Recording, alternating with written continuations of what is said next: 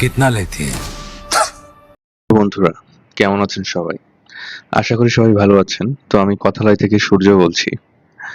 তো গতকাল সন্ধ্যায় টক্সিকের ট্রেইলার চলে এসেছে, যেটা বিভিন্ন ল্যাঙ্গুয়েজে রিলিজ পেয়েছে। তো আমরা বাংলাদেশ থেকে সাধারণত হিন্দিটাই দেখি। তো আমিও হিন্দিটা দেখেছি, কয়েকবার দেখেছি। তো বেশি কথা বলবো না। প্রথমত বলবো যে টক্সিকের পুরো ট্রেইলার দেখে আসলে আমার অতটাও গুজবাম্পস ক্রিয়েট হয়নি আমার ভিতর, বা অতটাও ভালো লাগেনি, যেটা আসলে এর আগের যে মানে টিজার বা রায়ার যে ইন্ট্রোডিউসিং নিয়ে যে ভিডিওগুলো আসছিল আর কি।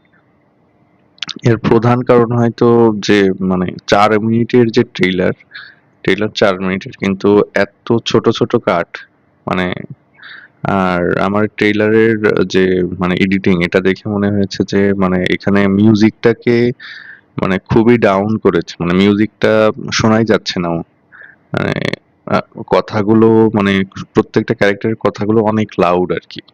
মানে কথাগুলোকে মানে মিউজিকটা না কথাগুলোকে ছাপিয়ে আসলে আসতে পারছে না, শোনা যাচ্ছে না। তো এই জিনিসটা খেয়াল করলাম। আর এটা মেইন বিষয় না। মেইন বিষয় হলো যে সিনেমার যে গল্প আরকি সেটা খুব একটা বোঝা যাচ্ছে না।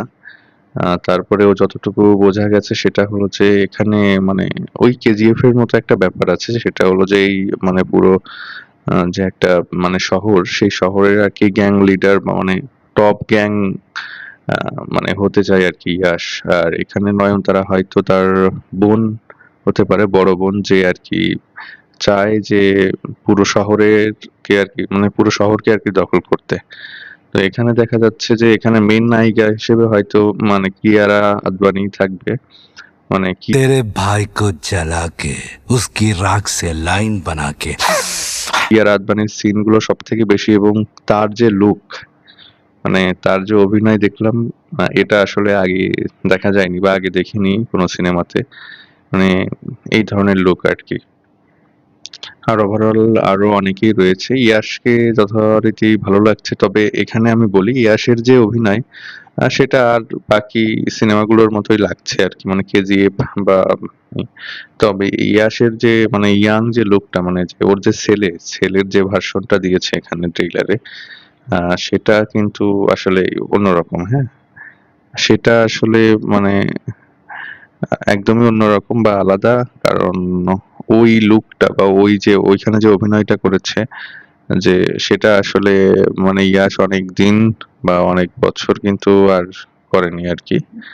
তো ওভারঅল এখানে আরো কিছু নায়িকা রয়েছে দেখলাম। রুকমানি বাসান্ত, তারপর হলো আপনার যে তারা সুতারিয়া, অনেকেই রয়েছে। তো ওভারঅল গল্পটা আসলে খুব একটা বোধগম্য হয়নি আমার। আর মানে অন্যান্য যে প্রমোশনাল কনটেন্ট গুলো দেখে মানে টক্সিকেরই যেমন ভালো লেগেছে বা অন্যরকম লেগেছে, সেটা কিন্তু এই ট্রেইলারের ক্ষেত্রে হয়নি।